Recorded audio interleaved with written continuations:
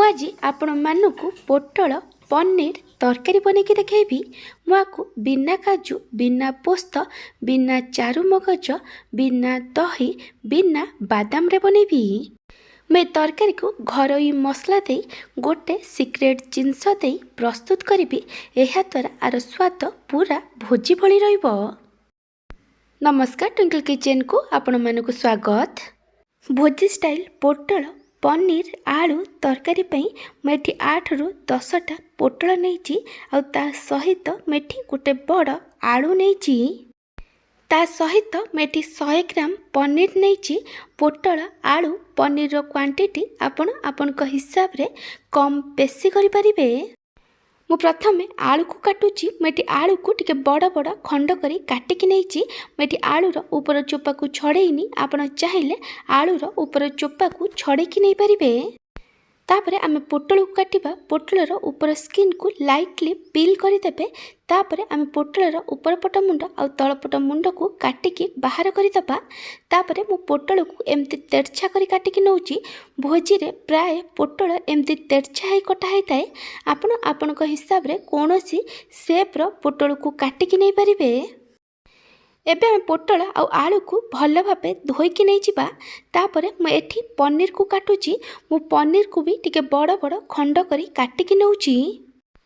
आपण पनीर को आपण हिसाब रे छोट कि बड़ खंड करी काटिकी नहीं पारिबे। मैं एठी कड़ाई रे किछि तेल दे गरम होबा को रखिछि। भोजी रे पोटल आलू आ पनीर को तेल रे छाणी थांती, सेथि पई तार टेस्ट बहुत भल आसी थाए। तेल भल भाव गरम हो गला परे मु प्रथमे एथिरे काटिक रखिथिबा आलू को दे दोची।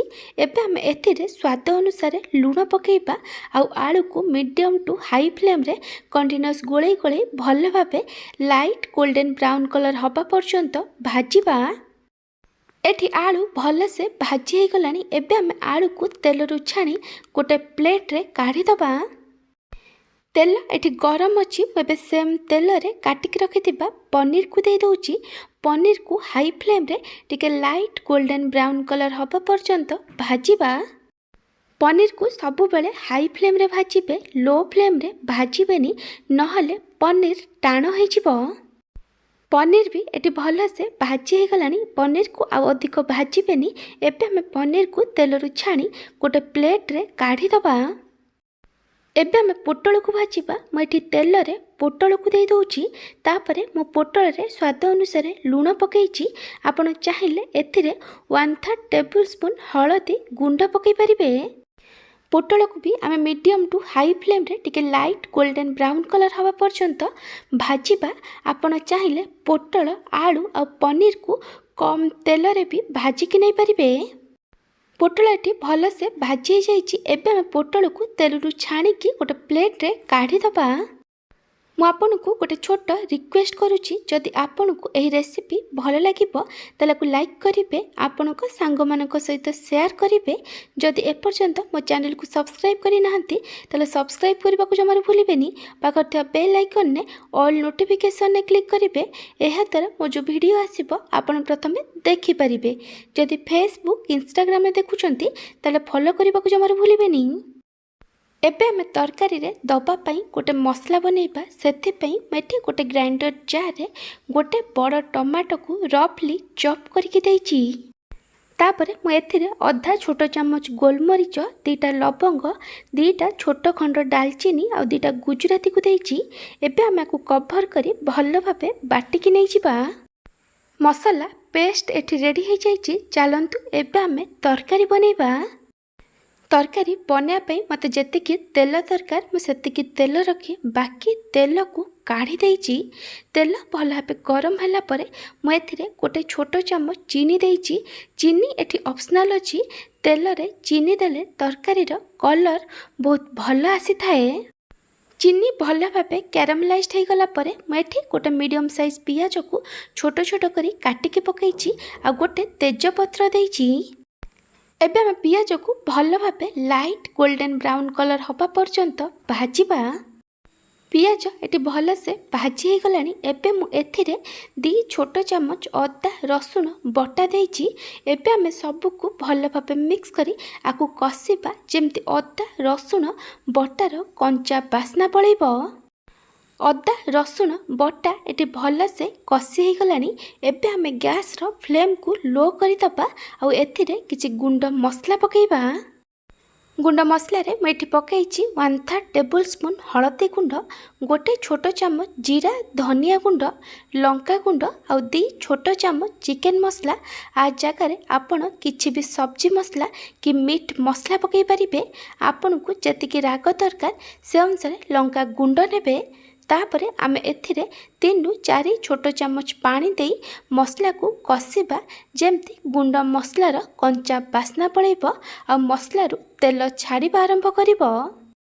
मसला ये भलसे कषि गलानी। देखिपे ये मसलारू तेल छाड़िबा आरंभ कलानी। एबे आमे एथिरे बाटिक रखिथिबा टमाटो मसला को देइदबा।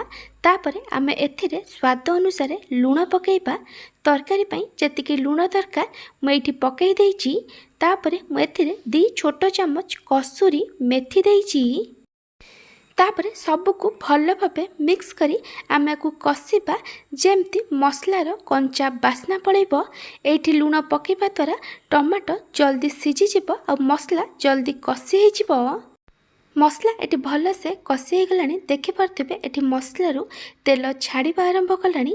एबे आमे एथिरे भाजिकी रखिथिबा पोटल आलू आ पनीर को देइदबा और सबको भल भाबे मिक्स करी आमे आकु मसला सहित 4 रु 5 मिनिट पर्यंत कषिबा। एमती कषिबा द्वारा तरकारीर टेस्ट बहुत भल आसी थाए। एटी 4 रु 5 मिनिट हो गलानी। एबे मु एथिरे पानी दउची।